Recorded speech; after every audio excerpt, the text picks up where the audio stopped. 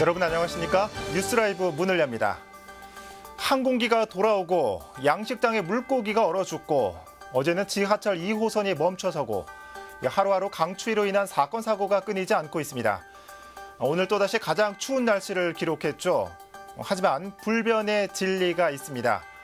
모든 것은 지나가기 마련이다. 그리고 주말은 돌아오기 마련이다.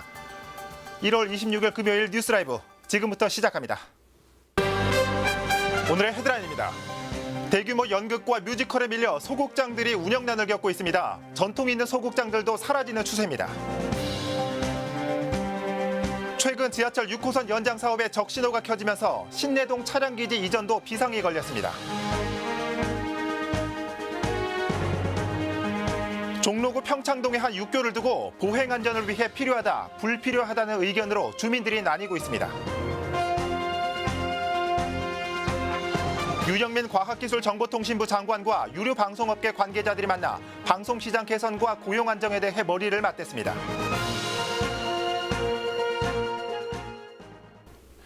요즘 공연 시장은 규모가 큰 연극이나 뮤지컬 공연들이 강세를 보이고 있습니다.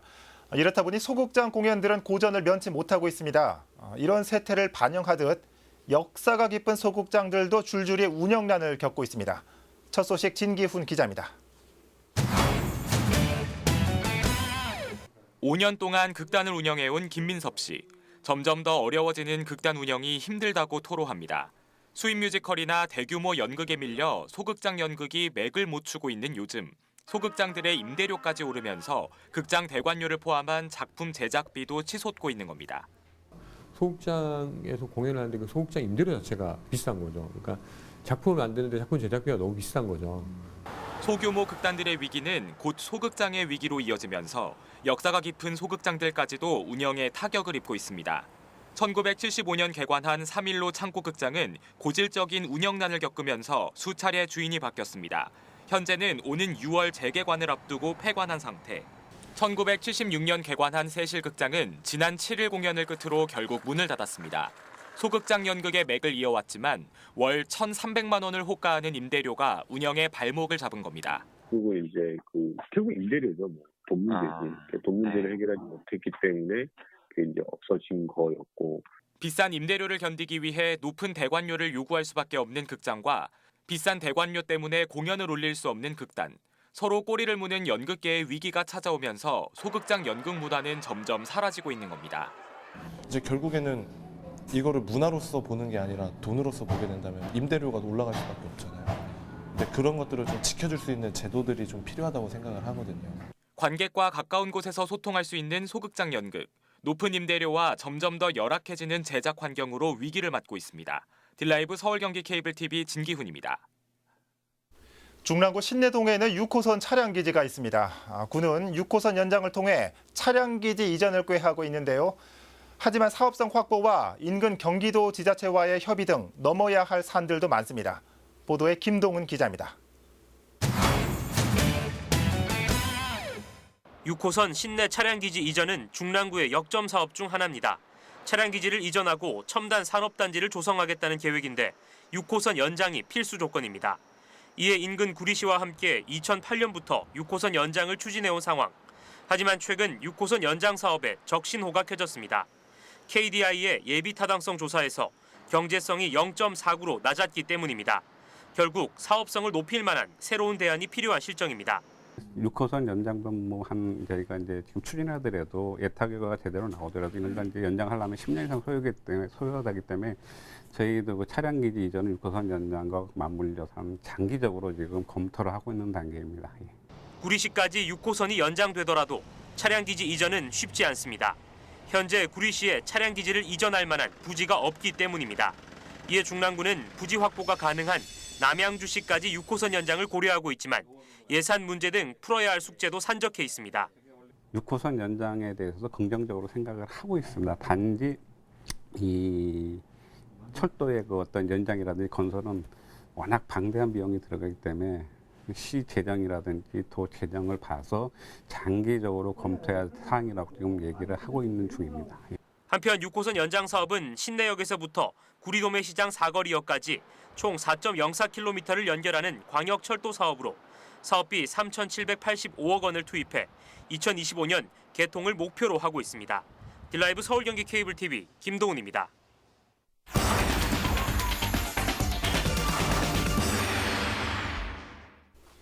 낙후된 이미지가 강했던 중랑구 면목동 일대에 변화의 바람이 불고 있습니다.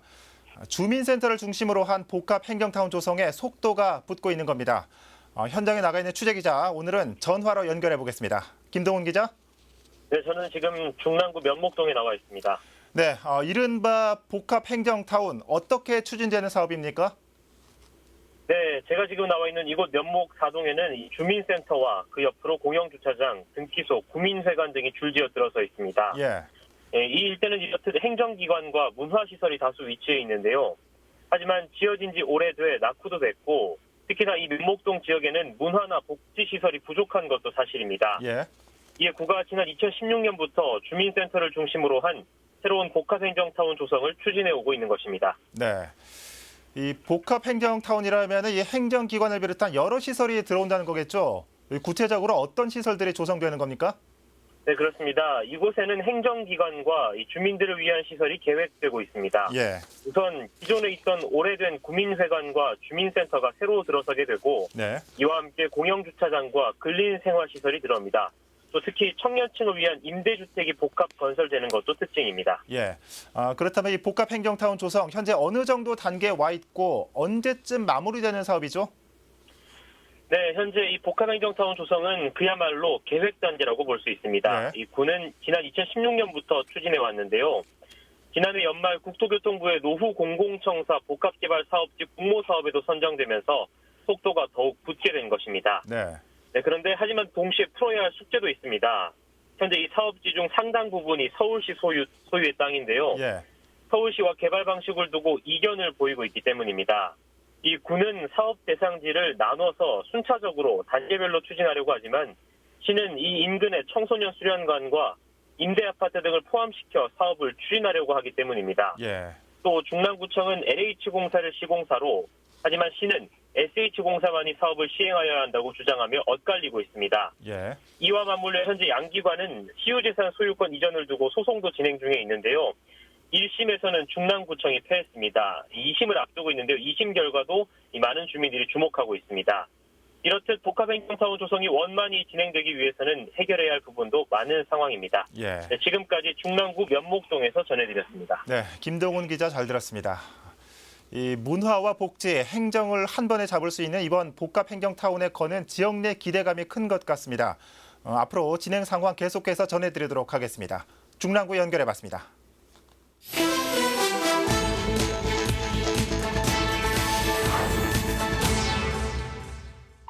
어젯밤 9시쯤 강북구 수유 사거리에서 버스 2대와 오토바이 1대가 추돌하는 사고가 발생했습니다.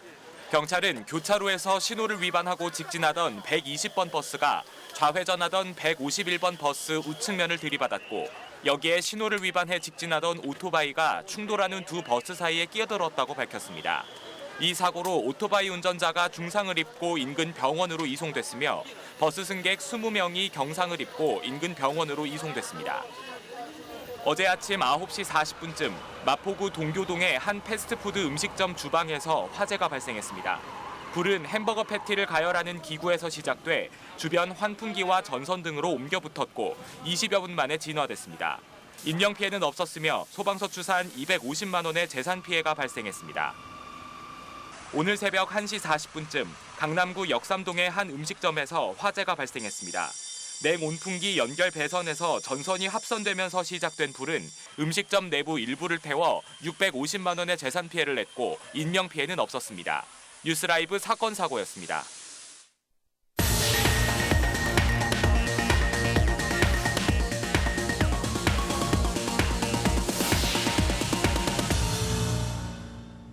성북구 동서문동 행복기숙사공사를 방해한 주민들에게 손해배상이 청구됐습니다. 시공사인 보미건설은 최근 기숙사 공사를 저지한 주민 4명에 대해 손해배상을 청구했다고 밝혔습니다. 구체적인 액수를 밝히진 않았지만 주민 1명당 수천만 원에서 많게는 1억 원이 넘는 액수로 알려지고 있습니다. 현재 해당 주민들에게는 1차 지급 명령이 내려졌습니다. 기숙사 건설 반대 주민들은 여전히 공사 차량 진입을 저지하고 있어 행복기숙사 공사는 전면 중단된 상태입니다. 새해를 맞아 종로구가 동주민센터를 돌며 주민들의 민원을 듣고 이야기 나누는 시간을 마련하고 있습니다. 이번 주에는 이화동과 창신 3동, 평창동을 찾아 주민들과 지역 주요 현안들에 대해 얘기 나눴습니다. 현장에 송지현 기자가 다녀왔습니다. 이화동의 가장 큰 이슈는 벽화마을. 2016년 넘쳐나는 관광객에 시달리다 주민들이 직접 벽화를 지우기에 이르렀고 아직도 벽화는 복구되지 못한 채 주민들 간의 갈등의 골만 더욱 깊어지고 있습니다. 이에 대해 일부 주민들은 걱정의 목소리를 내놨습니다. 활성화 시기를 지나서 침체기 시기를 지나서 지금은 어쩌면 슬렁화될 수 있는 그런 입장에 지금 처해 있는 것 같고요. 종로구청장은 지원 이전에 주민들의 화합을 요구했습니다. 우리가 관에서 뭘 만들어주기 이전에 뭘 만들려고 노력해서 되는 게 아니고 정말 우선 주민들이 먼저 화합하고 그러면서 지원하면서 욕먹으니까 지원을 못하고 있잖아요. 창신 3동의 가장 큰 이슈는 도시재생. 국제 공모를 통해 채석장 부지에 음악당을 설립하고 지하 공간에는 쓰레기 분리수거장을 들여놓는다는 계획입니다. 하지만 일부 주민들은 부지에 쓰레기 분리 시설이 들어서는 것에 대해 우려를 표했습니다. 그 청소 차고지를 만든다고 하는데 그 바로 밑에는 저희 그 창신 아파트가 있거든요. 근데 거기에 대해서 어떻게 저희 대책이 있으시나요? 이에 대해 종로구청장은 쓰레기 부지는 지하에 만들어지기 때문에 외관상으로는 문제가 없다는 입장을 밝혔습니다. 일단 땅 속에 깊게 아까 쓰레기 처리하는 이런 거 좀 공간을 좀 만들고 그 위에다가는 다른 여러 가지 문화시설들 또 야외는 이제 공원 거의 공원이라고 보시면 될 겁니다. 야외는. 구청장을 만나 동네의 현안과 지역사회의 건의사항에 대해 직접 말할 수 있는 동신년 인사회. 종로구는 1월 30일까지 모든 일정을 마무리할 계획입니다. 딜라이브 서울 경기 케이블 TV 송지현입니다. 한편 이 가운데 평창동에서는 육교를 두고 주민들 간의 갑론을박이 일고 있습니다. 육교가 필요하다, 아니다의 문제인데 양쪽 다 안전한 보행권을 내세우고 있어 쉽사리 사그라들진 않을 것 같습니다. 계속해서 송지현 기자입니다. 평창동 신년 인사회에서는 육교 재설치에 대한 두 입장이 팽팽히 맞섰습니다. 육교 재설치를 반대하는 주민들은 육교가 주민들의 보행권을 침해하고 서울예고 입구에 있어 실질적으로 주민들은 이용하지 않는 시설이라는 주장입니다. 사람 중심으로 해서 다 건너서 생겼잖아요. 관광대 여기다 육교를 설치한다는 건 그것도 다 큰 성인이 된 고등학생들이 위험하다는 건 저는 납득을 할 수가 없어요. 우리 반대하시는 분들이 3,000개 이상의 서명을 받았습니다. 도대체 몇 명의 서명을 받아야지 우리 의견이 반영이 되는지 궁금하고요. 하지만 육교 재설치를 찬성하는 주민들은 학생들의 안전을 위해 육교는 꼭 필요하다고 주장합니다. 이 육교는 우리의 그 보이지 않는 사고나 이런 걸 방지하고 제가 객관적으로 생각할 때는 이 육교는 설립해 주는 게 좋다고 생각합니다. 이 차하고 조화하지 않는 안전시설이 기존에 있었던 거기 때문에 그리고 재설치를 약속을 해줬던 거기 때문에 이거는 기성인들이 지켜줘야 된다고 생각합니다. 저는. 치열한 논쟁 끝에 종로구청장은 이미 재설치가 결정된 사안이긴 하지만 반대하는 주민들이 많은 만큼 공사를 중단하고 주민들의 의견을 더 듣겠다고 밝혔습니다. 거기에다가 막상 주민 설명회를 할 때는 그냥 아무 관심도 없고 얘기 안 하시다가 갑자기 그냥 지금 야단인 거예요. 지금 저희가 예산을 가져다가 하는 걸로 하고 설거 딱 하니까 더 반대를 이제 막 하시니까 그래서 제가 공사를 중지시킨 거예요. 그러면 자 우리 의견들 좀 주민들 의견 좀 더 들어보자. 학생들의 안전과 보행권에 대한 논란이 팽팽하게 맞서고 있는 평창동 육교 논쟁. 마무리가 어떻게 될지 귀추가 주목됩니다. 딜라이브 서울 경기 케이블 TV 송지현입니다. 과학기술정보통신부 유영민 장관이 어제 딜라이브 서울 경기 케이블 TV를 방문했습니다. 이 자리에서 유 장관은 유료 방송업계 관계자를 만나 고용 안정과 근로 환경 개선에 동참해 줄 것을 요청했습니다. 엄정규 기자입니다. 서울 경기 케이블 TV를 찾은 유영민 장관은 먼저 녹화가 진행 중인 스튜디오를 찾아 스태프들을 격려했습니다. 알겠습니다. 이거 치면 안 됩니까? 네, 괜찮습니다. 이후 시작된 간담회에는 케이블 TV는 물론 방송 채널 사용 사업자 그리고 외주 제작사 관계자들이 참석했습니다. 방송산업 전반의 고용 안정과 근로환경 개선 정책 수립을 앞두고 현장의 목소리를 듣기 위해 마련된 자리입니다. 본격적인 토론에 앞서 참석자들은 비정규직, 정규직화 등 고용 안정 사례를 공유했습니다. 저희 현재 한 270명 정도 2년에 걸쳐서 그렇죠. 완전한 직고용을 했고요. 실제로 그 고객을 딜라이브의 직원으로서 가는 거하고 그 외주사의 어떤 다른 회사의 직원으로 가서 고객을 대하는 그런 서비스 퀄리티가 좀 차이가 남을 느끼고 있고. 외주업체라든지 하청이 없습니다. 전혀 AS라든지 영업이라든지 모든 부분을 전부 직접 직원들을 그 지역에 있는 직원들을 뽑아가지고 외주 제작사와 중소 방송 채널 사용 사업자들은 제작 환경의 열악함과 지원 부재를 호소했습니다. 이러한 어려움이 고용 안정과 근로환경 개선을 가로막고 있다는 겁니다. 저희도 최저임금 무조건 올려야 되는데 찬성하는데 그에 맞춰서 이제 이 방송사들도 생각을 바꿔서 제대로 돈을 주고 좋은 퀄리티로 작품을 갖고 와서 그거로 마케팅해서 돈을 벌면 되는데 자꾸 원가 절감은 외주 제작사에도 모든 고통을 지금 분담하는 그런 경우거든요. 저희가 여의도에 있는 종편실을 이용하는 게 45분을 70만 원에 이용하다가 올해부터 120만 원으로 올랐어요. 종편실이. 뭔가 그런 그 하부 구조에 있는 단가들이 조금 올라가는 느낌을 좀 주고 있고요. 이에 대해 유영민 장관은 영세 사업자를 위한 방송시설 확대 설치와 외주 제작 하도급 개선 방안을 찾겠다고 밝혔습니다. 아울러 방송시장 개선이라는 정부의 정책에 근로환경이 걸림돌이 되지 않도록 업계와 정부가 함께 머리를 맞대야 한다고 덧붙였습니다. 제작을 육성하고 그 제작에 관계되는 전문가 사람을 육성할 거다면 지금부터 그런 쪽으로 준비를 해나가는데 가령 최저임금이 가장 걸림돌이 된다 그러면은 조금 힘든 게 있더라도 같이 그런 부분을 좀 풀어가도록 해줘야 되거든요. 유영민 장관은 이날 공유된 고용 우수 사례가 유료방송업계 전반으로 확산되길 기대한다면서 방송시장 고용 안정화를 위한 상생을 강조했습니다. 딜라이브 서울 경기 케이블 TV 엄종규입니다. 송파구 가락시장은 지난 2010년부터 현대화 사업이 진행되고 있습니다. 시설 개선과 도소매 분리를 목적으로 추진되고 있는데 소매 권역에 이어 올해는 도매 권역에 대한 현대화 공사가 본격적으로 시작될 전망입니다. 천서연 기자입니다. 송파구 가락시장 옛 청과지판이 자리했던 부지입니다. 전체 4개 동 중 2개 동이 철거된 상태입니다. 인근 제1주차장도 시설물 철거가 완료돼 빈 땅으로 남겨진 상태. 채소 이동을 짓기 위한 철거 공사가 진행 중에 있는 겁니다. 가락시장 도매권역 현대화 사업이 올해 본격화됩니다. 도매권역 현대화 사업은 전체 4개 공구로 나뉘어 진행됩니다. 채소 이동 공사를 시작으로 채소 1동과 수산동 공사가 진행되고 이후 과일동과 환경동, 마지막으로 공동 배송장 공사가 진행되는 방식입니다.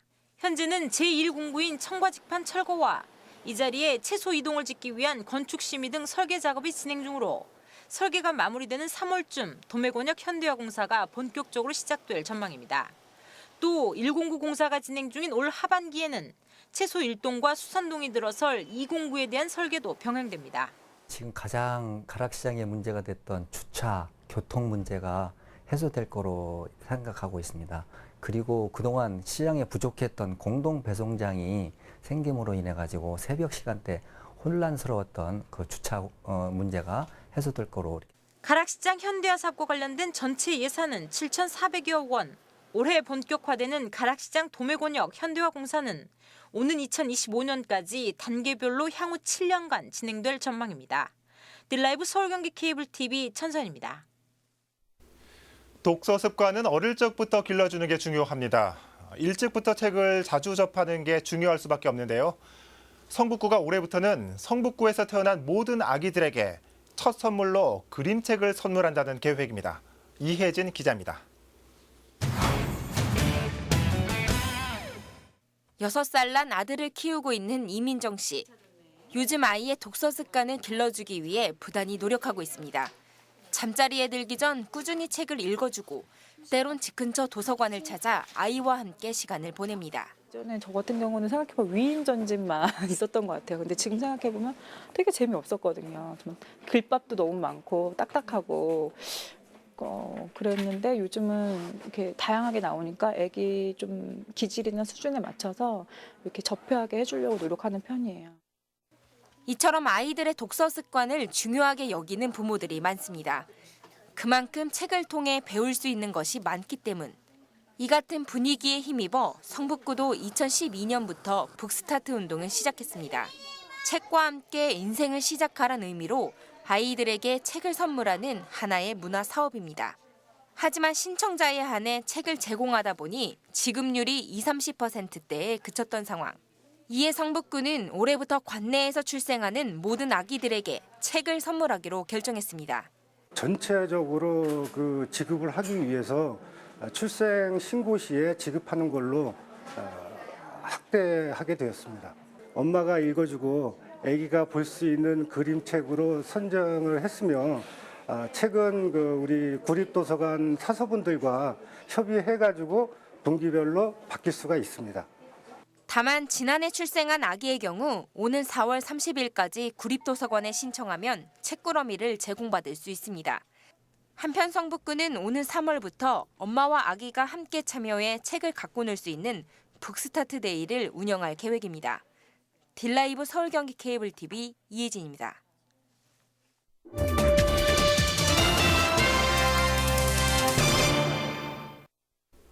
역사의 뒤안길로 사라진 3일 아파트. 60년대 청계고가 주변의 판잣집들을 대통령이 보기 싫어한다며 가림막용도로 세웠다는 말도 있었죠. 평창가는 용산역 일대 빈민가가 부끄럽다. 서울의 부끄러운 민낯이라며 펜스로 가려야 한다는 최근 한 언론사의 기사가 우리 사회를 뜨겁게 달구고 있습니다. 도시의 상처, 그럴싸한 눈가림, 어떤 것이 부끄러운 민낯일까요? 뉴스라이브 마칩니다. 시청해주셔서 고맙습니다.